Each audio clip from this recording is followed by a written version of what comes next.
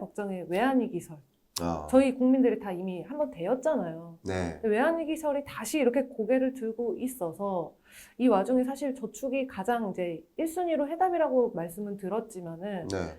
달러, 예. 인버스 예. 요거에 지금은 이제 킹달러지만은 미리 좀 베팅을 해놓으면 괜찮지 않을까라고 주시하시는 분들도 많거든요. 여러분이 좀 공격적인 투자자라고 한다면 그러면 달러 인버스 추천드리고 싶습니다. 왜 그러냐면 저도 이제 올해 많이 좀 찾아주셨던 이유가 연초부터 22년 한 해는 강한 달러의 시대다. 강달러가 올 수밖에 없다. 이 말씀 드렸었는데 네. 이 강달러 기조가 꺾이긴 꺾일 겁니다. 그게 언제 꺾이느냐. 그렇죠. 네. 그건데 일단 원달러 환율의 그래프를 그려보시면 코스피의 흐름하고 반대로 똑같아요. 데칼코마니처럼. 네. 그러니까 달러 가치가 강해지면 주가는 떨어지고 달러가 약세로 이렇게 떨어지면 이제 주가는 올라요. 시소네요.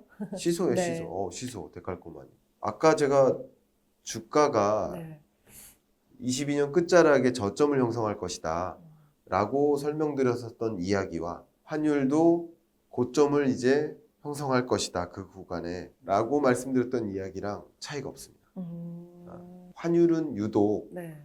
미국의 금리 인상 속도뿐만 아니라 다른 나라의 금리 인상 속도를 같이 봐야 돼요. 미국이 금리 인상한다고 반드시 강달러가 나오는 게 아니에요. 금리 인상하는데 다른 나라도 같은 속도를 유지하면 강달러가 나올 필요가 없어요. 이 달러 인덱스를 구성하는 나머지 기축통화국들 캐나다 달러, 네. 유로존 유로화, 네. 스위스 프랑, 그리고 스웨덴 크로나, 영국 파운드, 일본 엔화 이 6개국 통화와 달러와의 교환 비율을 가중치를 부여해서 계산한 게 달러 인덱스잖아요. 그러면 달러의 가치 상승은 다른 나라 통화 가치의 상승과 같이 맞물리면 달러 가치가 강해질 필요 없어요. 그런데 지금 23년부터 이게 네. 어떤 일이냐면 이게 막 달리기 하듯이 미국이 혼자 치고 나간 거예요. 네. 근데 이제 힘이 빠져요. 네. 다시 말하면 금리 인상 속도가 둔화돼요. 그 천장 근처에 오면 막 달리다가 천장 가까이 오니까 속도를 줄여들 이렇게 멈추는 거예요. 그런 구간이 22년 끝자락, 23년 초 이렇게 보시면 됩니다. 대신에 유로존이나 영국이나 뭐 스웨덴이나 이런 나라들이 그 뒤늦게 추격해요. 왜냐하면 자국 물가를 잡기 위해서는 강달러를 막아야 돼요. 그래야만 수입 물가를 잡아요. 수입 물가를 잡아야 소비자 물가를 잡는 거예요.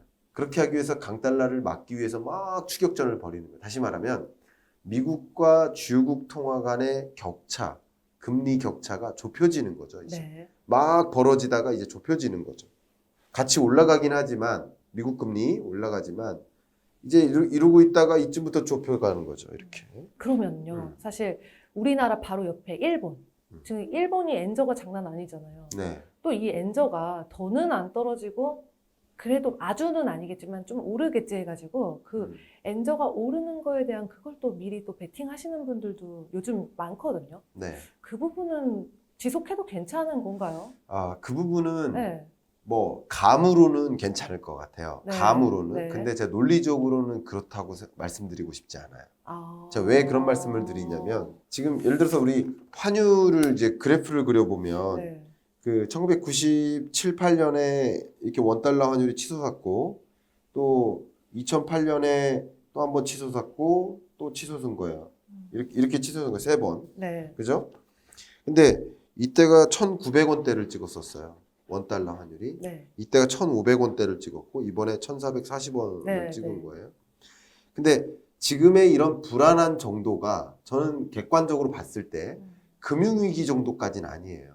아, 그 정도는 아니라고요? 글로벌 금융위기 2008년. 네. 8년. 네. 그때만큼 심각한 위기는 아니에요. 저는 그렇게 생각합니다. 네, 다들 지금 내가 있는 상황이 제일 힘들다 그래서 생각하니까 그렇지. 느껴지는 거죠. 사실 군대 있을 때 얼마나 힘들었어요. 근데 지나놓고 보니까 그때는 그때 좋은 추억에서 이렇게 하는 거지. 그때는 진짜 지독하게 힘들었거든요. 네. 생각해보면. 마치 그런 거예요. 근데 그 힘든 정도로 보면 경제 성장률이나 다른 지표로 봐도 네. 이때만큼 힘들진 않아요. 제가 이제 논리적으로 말씀을 드렸는데 네. 감으로 지금 말씀드린 거예요. 지금부터. 네. 이게 그냥 감이에요. 네. 감으로만 쓰는데 1,500원이라고 해본다면 1,500원까지 갈 가능성이 별로 없다고 볼 수 있겠고, 네. 그죠? 네.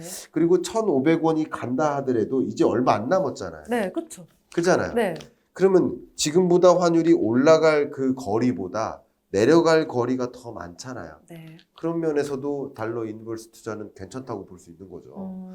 그런 면에서도 엔화 가치도 음. 이제 더 떨어지는 그 정도보다 그쵸. 다시 복귀되는 정도가 더 높지 않겠느냐라고 이제 감으로는 말씀드릴 수 있어요. 빠르게 오르진 않겠지만. 네, 그런데 다만 네. 일본은 금리 동결을 계속 유지할 가능성이 높고요. 여전히 미국은 금리 인상 속도를 조절할지라도 금리는 계속 올라갈 거예요.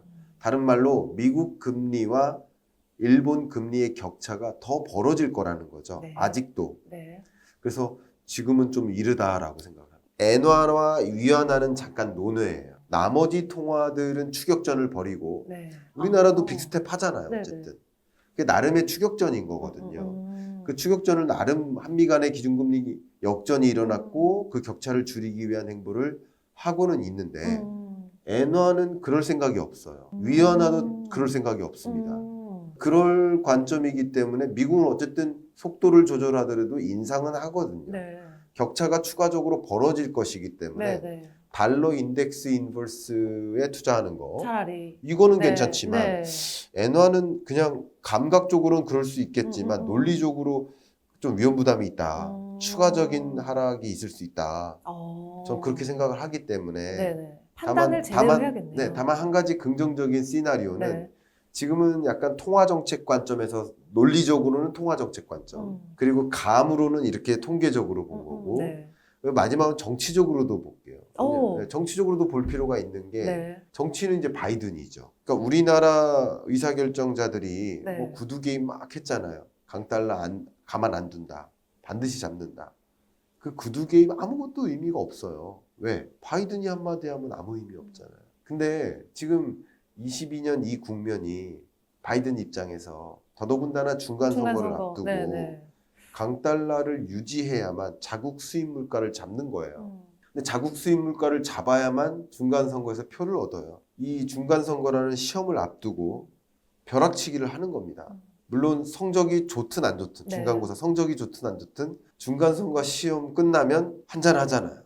그죠? 네. 그런 거죠. 쉬어가는 거예요. 이 강달러를 유지해서 물가 잡기라는 이런 행보도 정치적으로 해석할 필요가 있어요. 파월의 입장과 바이든의 입장은 다른 거죠. 그런 관점에서 바이든의 구두 개입이나 행정부 관점에서 물가 잡기 위한 그런 노력들도 인플레이션 감축법이라고 이름을 지은 것도 어떻게 보면 죄송합니다만 정치는 잘 모릅니다만 정치적으로 해석해 보면 쇼일 수도 있습니다.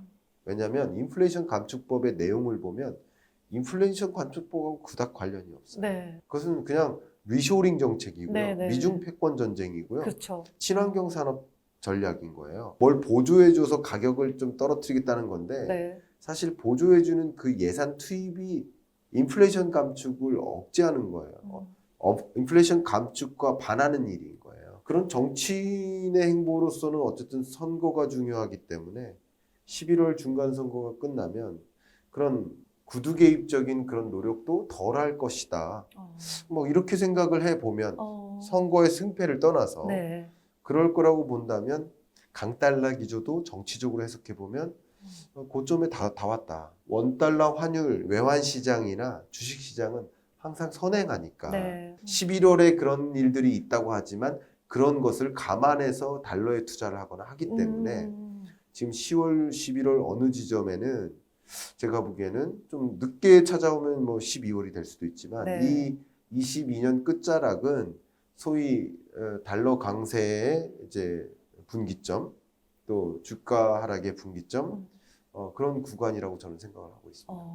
사실 이런 생각은 작년에도 동일했어요. 네. 네, 똑같습니다. 네. 이 생각은 변함이 없습니다. 네네. 골드만삭스에서 뭐 원자재 슈퍼사이클 온다. 작년, 재작년부터 얘기가 나왔고 이번이 정말 5번째 슈퍼사이클일까? 라고 얘기는 하는데 네. 사실 뭐 그때그때 이슈가 아니라 원자재라는 것 자체가 앞으로 쭉 가져갈 하나의 주제이잖아요. 네. 어떤 부분에서 뭐 해칭 부분도 있고 달러 인버스도 괜찮지만은 원자재 투자 요건 또 어떻게 보시는지 궁금해요. 그 공표에 대해서 지적을 하는 칼럼을 냈었죠. 한 6가지 논리가 있었는데 그 논리 다 부족하다라고 이제 이야기를 했었죠. 뭐 그걸 근거를 다 말씀드리려면 좀 시간 관계상 어렵겠지만 네. 지금 슈퍼사이클이라고 단정질 만한 근거들이 아니라는 거죠. 아. 슈퍼사이클은 원자재 가격이 적어도 한 10년에서 15년 정도의 장기 랠리를 얘기해요. 근데 장기 랠리를 보여줄 만한 근거라기보다는 그래도 1년, 2년 정도는 놓고 볼 만한 슈퍼 스파이크라고 봐야 된다. 이게 슈퍼 스파이크. 스파이크. 네, 스파이크라고 네.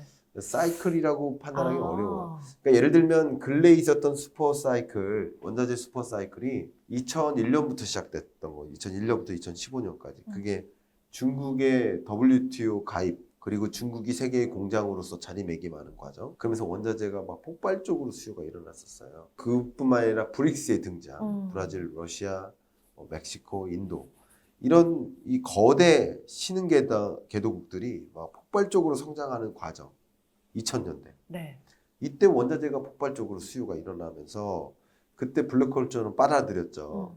그러니까 여러 가지 원자재가 가격이 다 오른 거예요. 네. 생각해보세요. 네. 그리고 이런 나라들이 거대 신흥개도국들이 중산층이 늘어나요. 당연히 현대화되고 그쵸? 사업이 막 일어나니까. 네. 그러니까 심지어 식료품 수요도 늘어나는 거예요. 에그플레이션도 장난 아니고. 그렇죠. 네. 커피도 마시고 네. 이런 것들이 뭐 당연히 뭐 건설, 뭐 도로, 인프라 깔리면서 뭐 구리, 철, 뭐 이런 수요도 늘고 시멘트 수요도 늘고 하겠지만 네. 농산물 원자재도 늘고 뭐 다 그래요. 네. 석유도 마찬가지고. 네. 네. 네. 그게 슈퍼사이클의 근거인데 그런 종류의 근거가 없다라는 거죠. 모든 원자재를 좀 강조하기보다는 앞에 제가 인플레이션 감축법 말씀드렸고 그거와 매우 유사한 EU의 대응 전략이 있는데 그게 리파워 EU예요.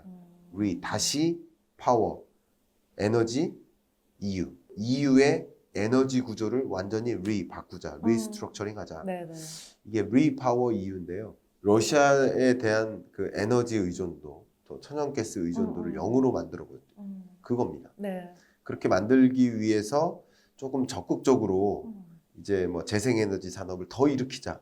유사해요. 그래서 그런 과정에서 한번 생각해 보면 우리나라도 역시 어제 시정연설 하셨지만 긴축재정 발표했습니다. 23년은 긴축재정이에요. 그러니까 22년의 재정 규모보다 23년의 재정 규모가 더 작아져요. 네. 정부도 아껴 써요. 그러니까 이런 것들이 경제 성장률을 떠받치는데 더 작용을 하겠죠. 부정적으로 작용하겠죠. 네. 그러니까 경기 침체가 올 수밖에 없는 네. 거예요. 그러나 이 긴축 재정을 하는 것은 재정 건전성을 올리고 또 물가 안정에 기여 뭐 이런 것들이에요. 근데 이렇게 세계 많은 국가들이 예산을 한정적으로만 투입하려고 듭니다. 그런 과정에서 어떤 일이 있을까요? 모든 분야에 예산이 투입되는 게 아니라 꼭 투입되어야 될 영역에 집중적으로 투입하는 방식이에요. 친환경? 네, 네. 친환경 산업인 거예요. 근데 이게 되게 웃긴 게 친환경의 역설이 많이 대두가 되고 있는데 사실 천연가스 뭐 그런 문제가 계속 오래됐잖아요. 네. 뭐 미국에 한파도 있었고 중국 뭐 가뭄 뭐 이런 거 저런 거 할 수 없이 전략 수요가 늘어나니까 일단 우리가 대비는 안 됐고 석탄 올해 정말 많이 쓴 걸로 알고 있거든요. 네. 근데 투자자 입장으로서는 뭐 원자재 그래 어떤 부분만 오른다고 하면 뭐 그냥 DBI 같은 그냥 그런 거에 하는 게 낫겠다 생각할 수도 있고 한데 천연가스냐 뭐 석탄이냐 하면 또 석탄 잠깐만 이렇게 치고 빠지기로 해볼까 뭐 이런 생각 하시는 분들도 있긴 있거든요. 근데 네. 석탄 수요가 장기적으로 길게는 아니겠지만 어느 단기적으로는 같이 이렇게 올라가지 않을까. 이 책에도 석탄 소비 담았는데요. 네. EIA 미국 에너지정보청의 전망 그리고 IEA 국제에너지기구의 전망 다 담겨 있습니다. 근데 석탄 소비 늘어요. 왜냐하면 급하니까. 네. 지금 발등에 불이 떨어졌어요. 네. 러시아가 에너지를 잠그죠. 당연히 에너지가 부족하니까 일단 급한 대로 석탄 발전을 가동하는 거예요. 20년 동안 멈춰있던 발전소마저도. 네. 그래서 탄소 중립을 일부 후퇴하는 모습이 나타나고 있습니다.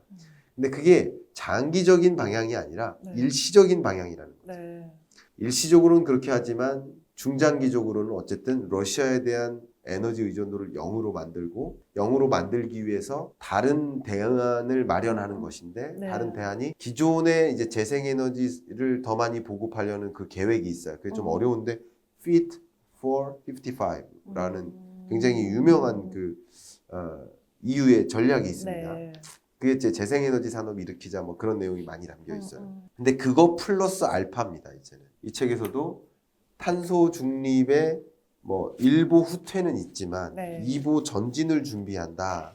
이제 이런 식으로 썼거든요. 그래서 여러분들도 그렇게 생각해 주시면 좀 더 도움이 될 것 같고요. 러시아로부터 EU에 공급되는 파이프라인 가스 공급이 지속적으로 줄어요. 지금은 이거 가지고는 도저히 EU가 이 겨울을 날 수가 없어요. 그러니까 급하니까 당연히 석탄 소비를 늘리는 겁니다. 석탄 발전을 늘리는 거예요. 그러니까 그것에 대한 대응인데 그러나 누이파워 EU를 가동함으로써 재생 가능한 그런 전기, 발전 이런 것을 더 많이 확보하는 그런 전략이 담겨 있어요. 그게 재정 정책이에요. 그들의. 네.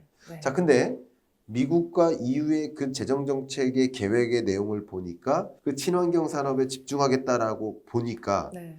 그러면 모든 광물은 아닐지라도 모든 네. 원자재는 아닐지라도 네. 왜냐하면 이 원자재 바스켓 CRB 인덱스가 올라가기는 어려워요. 국제 유가가 22년 2분기에 고점을 찍었고 네. 그 이후에 안정화되고 있기 때문에 23년에도 추가적인 안정화가 있습니다. 그러니까 국제 유가가 22년 2분기보다 더 올라가진 않을 것이라고 보고 있어요.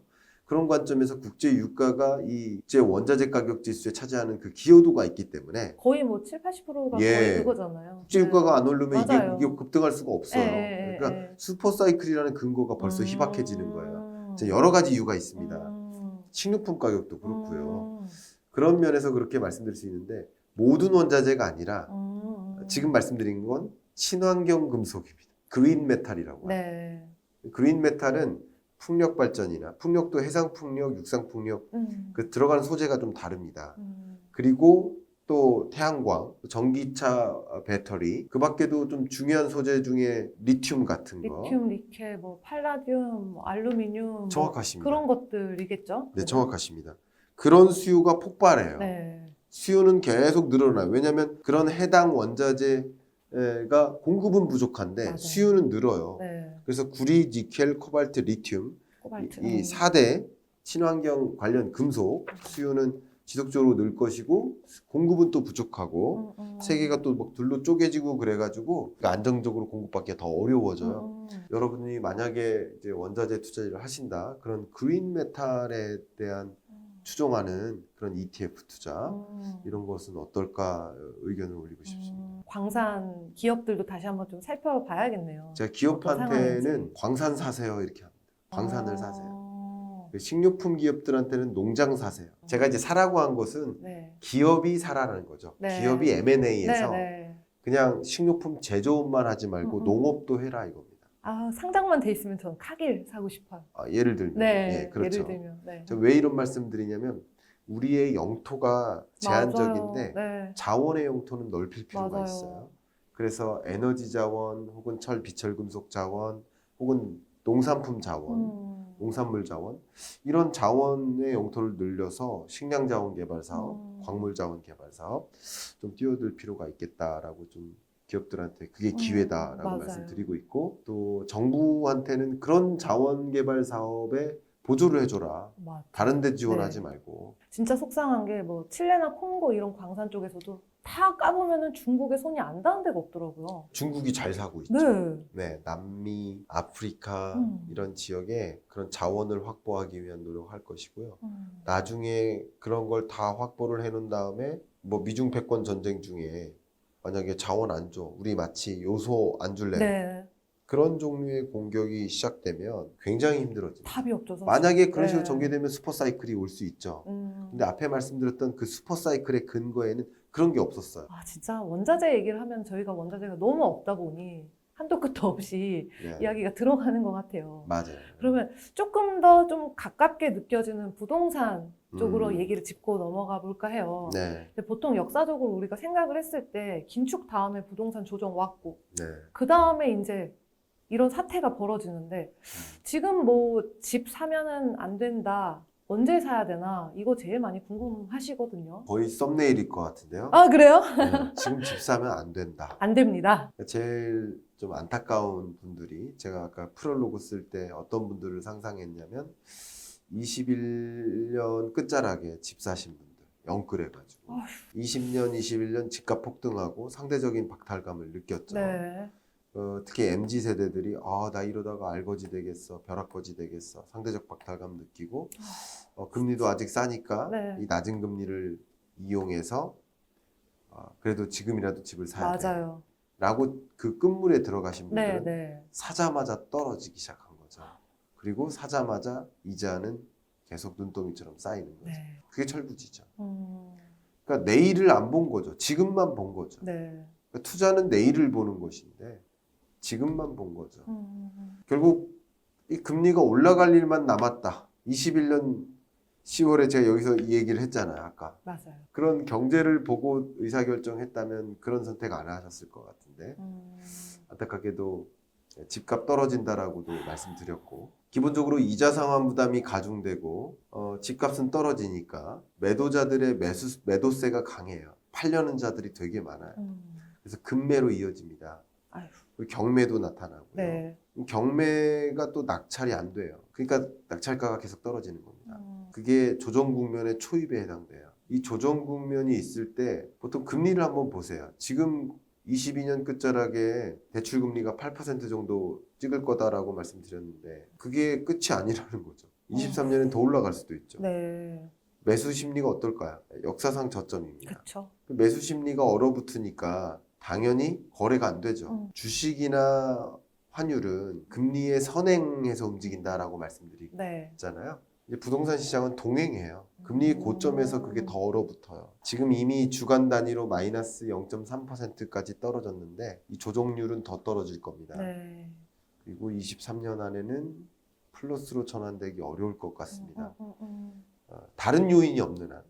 네, 여러분이 처해 계시는 그 지역, 여러분이 생각하시는 물건, 여러분의 자산 규모, 여러분의 소득 수준, 그걸 제가 모르는 상황 하에서 그냥 책임감 없이 사세요, 파세요 이렇게 말씀드릴 수는 없어요. 그래서 다들 이 책을 진짜 제대로 읽어보셨으면 좋겠다라는 생각이 들었어요. 네, 그러니까 사실 여길 보면은 20대 경제 이슈 중에서도 나눠보면은 세계 경제 이슈 7개, 한국 경제 6개, 그리고 산업 섹터별 7개 이렇게 나누고 있거든요. 맞아요. 그래서 이렇게 상황이 요거 정도만 내가 알아둬도 가만히 앉아서 당하지는 않겠구나. 그럼요. 이런 마음 들 것 같아요. 네. 지금 현재 어떤 국면에 놓여져 있나? 네. 그리고 이게 어떤 국면으로 또 전개될까? 내가 지금 어디까지 와 있고 어디로 갈 것인가? 라는 그 좌표를 한번 찍어 보시는 거. 네. 그게 경제 전망이라고 볼 수 있고요.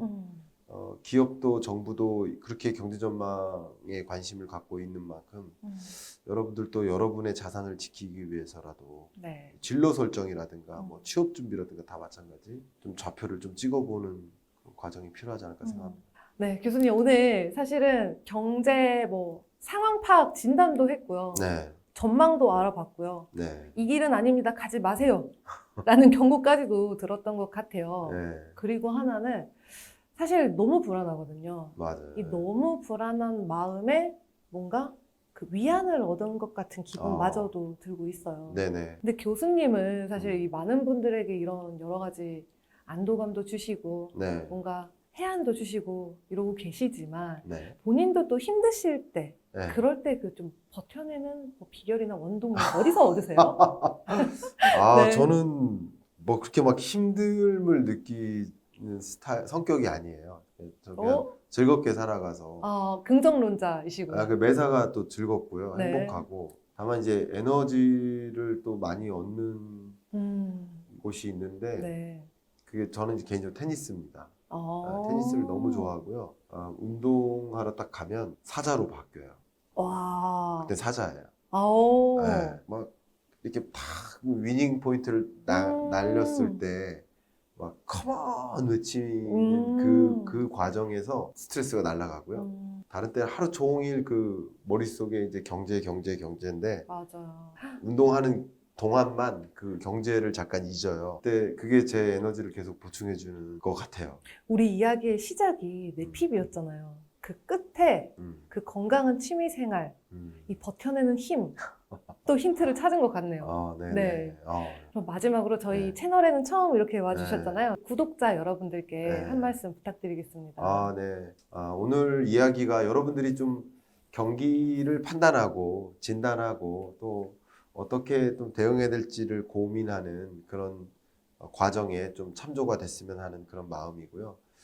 오늘 제가 드리는 핵심은 뭐 계속 위기감을 조성해 드리는 것이 아니라 내년 경제는 이럴 것이다 라고 이제 먼저 말씀을 드렸다면 그런 상황에 나는 뭘 준비할까? 그러니까 모두에게 겨울이 오지만 패딩을 준비하지 않고 반팔 입고 나가는 사람이 추운 거예요. 패딩 준비해서 나가면 안 추운 거예요. 그죠? 그런 것처럼 어려운 국면에 놓일 거라는 것은 좀 그림을 그리셨다면 그러면 이런 국면에 맞게 무슨 준비를 할까? 뭐 이런 생각을 하실 그런 계기가 되셨으면 좋겠습니다. 정말 네. 많이 바쁘신 거 잘 알고 있는데 아니요. 귀한 시간 내주셔서 네. 진심으로 네, 감사드립니다. 불러주셔서 감사합니다. 네. 감사합니다.